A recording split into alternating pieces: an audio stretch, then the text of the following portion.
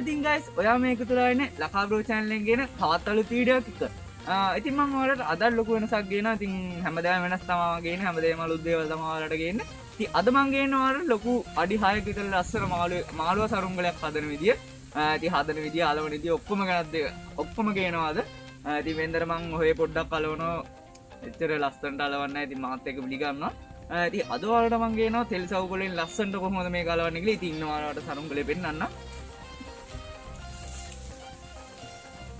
ටට්ටනා ඉතින් මෙන්න තියෙන සරුංගලේ ඉතින් පේන දේ යාළුවනේ ලස්සනට මේ සරුංගලේ අලවලා තියෙන. ඉතින් මේ විදිහට හදන්නේ කොහොමද අලවන්නේ කොහොමද මම ඔයාලට හැමදේම පියවර කියලා දෙන්න. ඉතින් මේ සරුංගලේ උඩ යවුවා.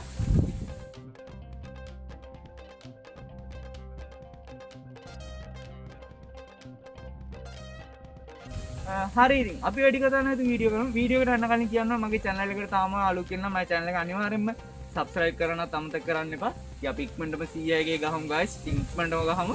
මට ඔයාලා full sub එක දෙයි කියලා මම හිතනවා. ඉතින් වීඩියෝ එක හොඳ නම් වීඩියෝ like එකකුත් දාන්න. අපි යමු වීඩියෝ එකට.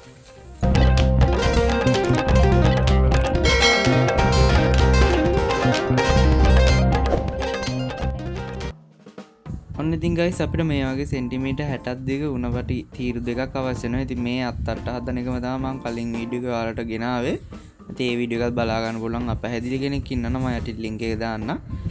මේ වගේ සුද්ධක අපි ඊට පස්සේ මේ වගේ නමන්න පුළුවන් ගානකට මේක සුද්ධ කරගන්න ඕනේ. මම ඔයාලට පෙන්නන්නම්.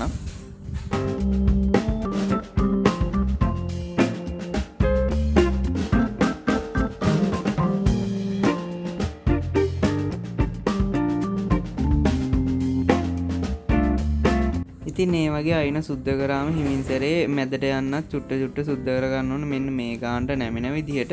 ඊට පස්සේ දෙකම මේ වගේ එකට තියලා බලන්න ඔයාලා එක සමානව නැමෙනවද කියලා. නැත්තම් මේ වගේ ආයෙ සුද්ධ කරලා ආයෙ සැරයක් බලන්න. ඉතින් මේ වගේ සමානව නැමෙනකන් ඔයාලා මේක සුද්ධ කරගන්න ඕනේ. මම පෙන්නන්නම්.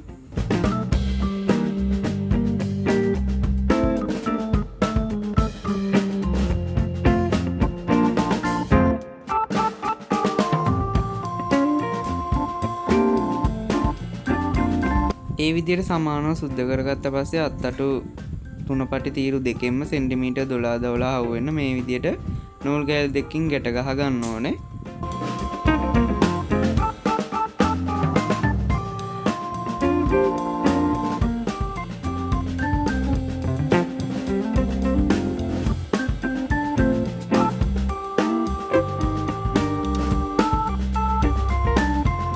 මෙන්න මේ පේන ආකාරයට ඔයාලා ගැට ගහගත්තට පස්සේ අපි මේක මැද හොයා ගන්න ඕනේ. ඉතින් මෙන්න මේ දෙකේ මැද හොයලා ඊට පස්සේ ඔයාලා එතන නූල ගැට ගහලා ඊට පස්සේ මුළු දිගට බලලා එහාට මෙහාට කරගන්න. මම ඒකත් ඔයාලට පෙන්නන්නම්.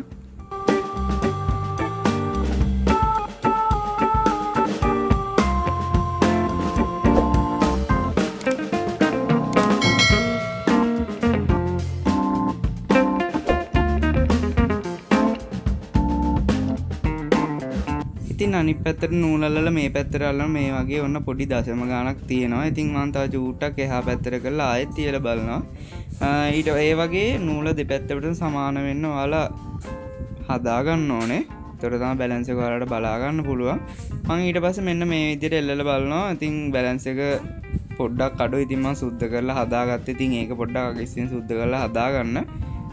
ඉතින් මගේ අනිත් අර වීඩියෝ එකේ තියෙනවා මේ හැමදේම කියන විදිය ඔයාලට ඒක පැහැදිලි කෙනෙක් ඉන්නවා නම් ගන්න. ඉතින් මේ වගේ සෙන්ටිමීටර් 190ක කිතුල් පිටක් අවශ්‍ය වෙනවා. ඉන්පසු අපි කිතුල් පිටේ හොටේ කෙළවරේ ඉඳන් මම මේ අත්තට ගැට ගහන තැනට තියෙන සෙන්ටිමීටර් 108යි. ඉතින් අත්තට මුළු දිග තමයි සෙන්ටිමීටර් 108යි. ඉතින් මේ විදිහට ඔයාලා හොඳට ගැට ගහ ගන්න ඕනේ මම මේ පෙන්වන විදිහට.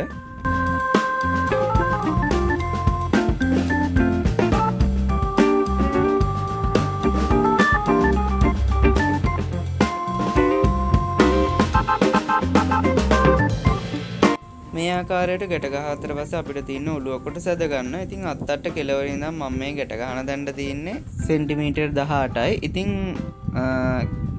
මේ විදිහට මෙතනත් ගැට ගහගෙන අපි හොට පැත්තට මේක ඇද ගන්න ඕනේ.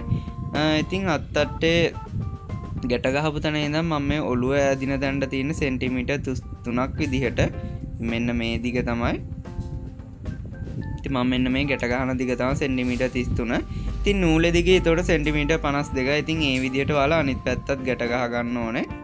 මං අන්තිමට හැම මිනුමක්ව දාන්නම්. ඔයාලට ඒකෙන් බලාගෙන ඔයාලට අපහැදිලි කෙනෙක් ඉන්නවනම් ඒකෙන් බලාගෙන ඔයාලටත් මේක කරගන්න පුළුවන්.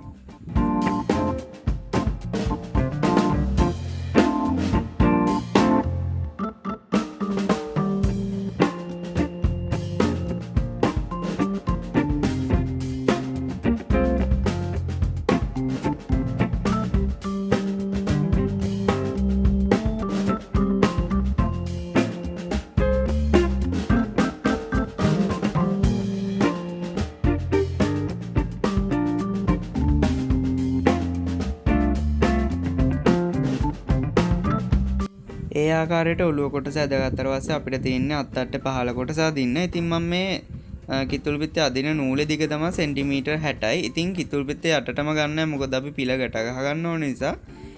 කිතුල් පිටේ යට කෙලවර ඉඳන් මම මේ නූල ගැට ගහන දන්න තියෙන සෙන්ටිමීටර් 12යි. ඉතින් මේ පැත්තේ විදියටම එහා පැත්තත් ඔයාලා ගැට ගහ ගන්න.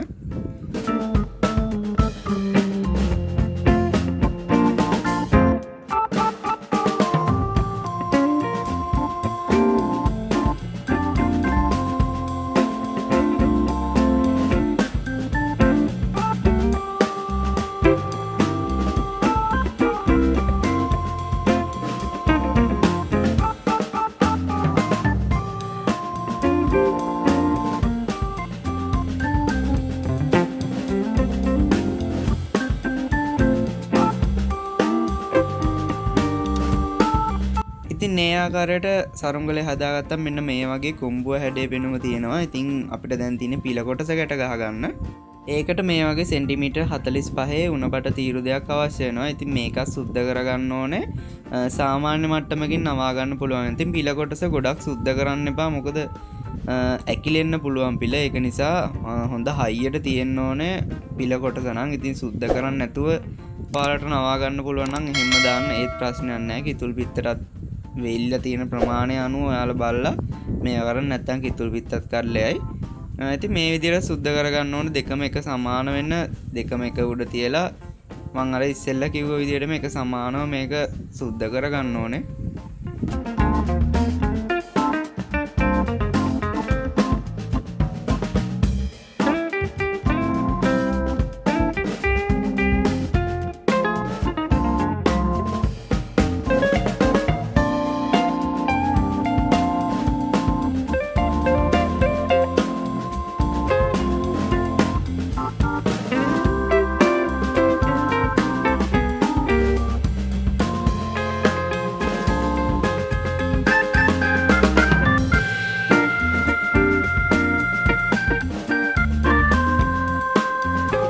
මේ විදිහට එක සමානව නැමෙන්න මේක අපි හදාගත්තට පස්සේ කිතුල් පිටේ මෙන්න මේ විදිහට ගැට ගහ ගන්න ඕනේ. කිතුල් පිට දෙපැත්තෙන් දියලා කොහෙටවත් කරගෙන නැති වෙන තදර ගැට ගහ ගන්න ඕනේ. ඉතින් උණ බටෙන් සෙන්ටිමීටර් 12ක් අහු වෙන්න තමයි මේ විදිහට ගැට ගහ ගන්න ඕනේ. ඉතින් 45න් 12ක් අඩු වුණාම 33. ඉතින් එළියට තියෙන්න ඕනේ 33. මේ විදිහට හොඳින් ගැට ගහ ගන්න ඕනේ. මේක එහාට මෙහාට යන්නේ නැති වෙන්න පොඩ්ඩක්වත් එල්ලෙන්නේ නැති වෙන්න. මොකද නැත්තම් ඇකිලෙන්න බලනවා පිළ කැරකුණොත් සරුංගලේ කැරකෙන්න උනත් පුළුවන්. ඒක නිසා මේ විදිහට හොඳට ගැට ගහ ගන්න ඕනේ.